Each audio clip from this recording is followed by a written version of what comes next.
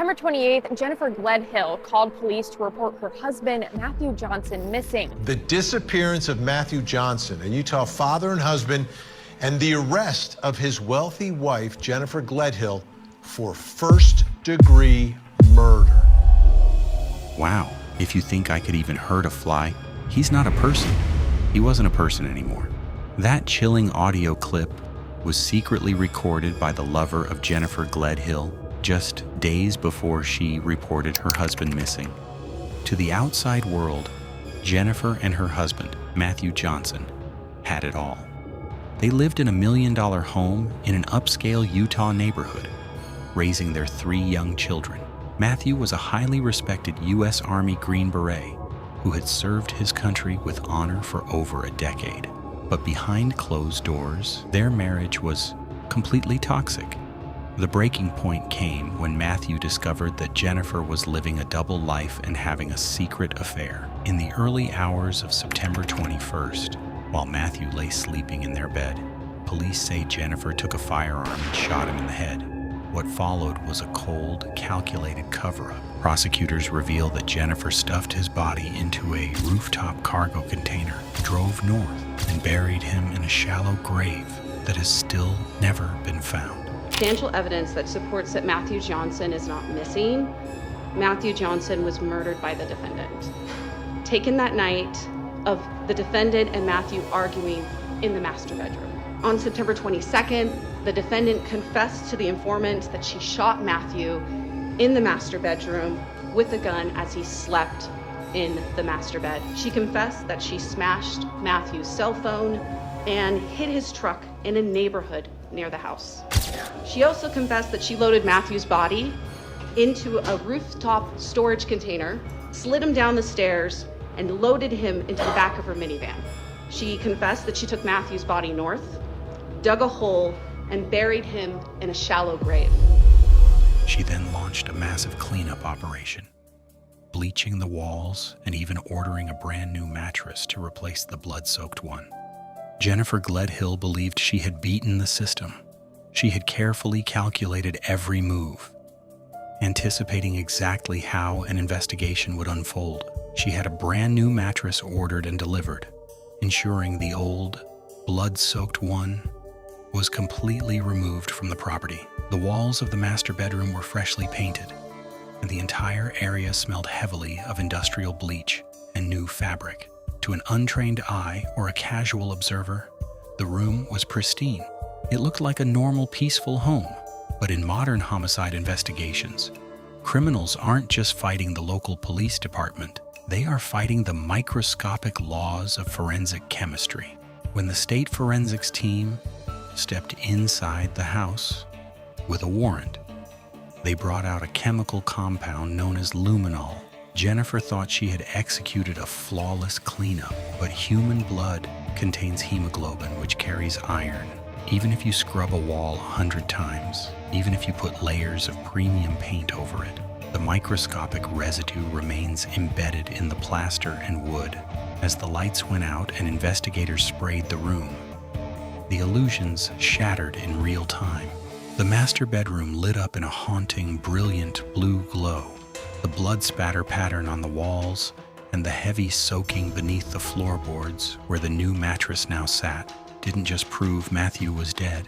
It told the exact brutal story of how he was executed while completely defenseless in his sleep. The digital footprint left behind by Jennifer was what truly locked the trap shut. In the hours following Matthew's sudden disappearance, Jennifer's mobile phone was highly active. She assumed that by deleting text messages and clearing her browser history, her digital life would remain blank. What she failed to realize is that every time a phone connects to the network, it leaves an unerasable breadcrumb trail across local cell towers. Detectives subpoenaed the network provider data and mapped out her exact coordinates during the crucial window of Matthew's disappearance. Her phone was pinging towers far away from her home in the middle of the night, tracking erratic movements into remote areas outside Cottonwood Heights. The data directly contradicted her official statements to the police. She had claimed she was home, taking care of her children, resting after a stressful argument with her husband. Instead, the network data proved she was out in the darkness, traveling to areas where investigators believe she was systematically disposing of the crime weapon, Matthew's personal belongings, and the remaining physical evidence. Every single ping was another nail in her legal coffin. Investigators uncovered a reality that was far more twisted than a solo act of violence. A crime of this magnitude, involving the removal of large household items and the transportation of a body, required immense effort. When detectives began cross-referencing phone logs and location data of people closest to Jennifer, the timeline took a shocking turn. Her phone wasn't the only device moving in the dead of night. Official charging documents began to reveal a deeply disturbing family conspiracy. The state alleged that Jennifer's own parents had traveled to the residence in the immediate aftermath of the shooting. Instead of calling emergency services, instead of reporting that a U.S. military veteran and father of 3 had been shot, family members allegedly assisted in the deep clean of the master bedroom. They allegedly helped transport contaminated items. Police say the Gledhills helped their daughter Jennifer clean up the evidence after she murdered Matthew Johnson. Police say the parents have not cooperated with the investigation and have not helped to find Johnson's body. Police are still searching for that body tonight. And remained completely silent while Matthew's body was moved to an undisclosed location. The public was absolutely stunned. This was no longer just a domestic dispute that turned fatal. It was a coordinated family operation designed to erase a human being from existence and protect a killer from facing justice. With the forensic reports finalized, the digital mapping completed, and the informant's testimony secured, the state of Utah moved forward with maximum force. Jennifer Gledhill was arrested and hit with a wall of heavy charges, including first-degree felony murder and multiple counts of obstruction of justice. When she walked into the courtroom for her preliminary hearings, the atmosphere was suffocating. Matthew's family and military brothers filled the benches, staring at the woman who had allegedly disposed of a decorated soldier like household trash. The defense attorneys tried desperately to poke holes in the state's narrative, arguing that without a physical body, the prosecution's case was based entirely on theory and circumstantial assumptions. But the judge was presented with a mountain of cold, undeniable data. A soldier doesn't just vanish.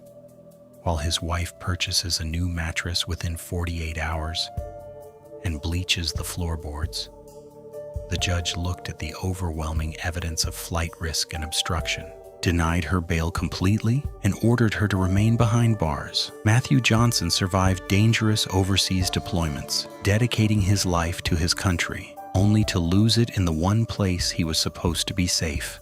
The walls were painted, the mattress was swapped, but the truth was trapped in the fibers of that room. And it finally came out.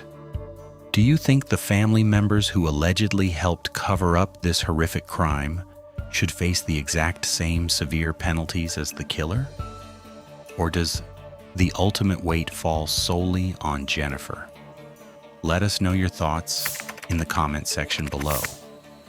If you want to stay closely updated on the trial developments of this case and other deep dive true crime investigations, make sure to hit that subscribe button and turn on notifications.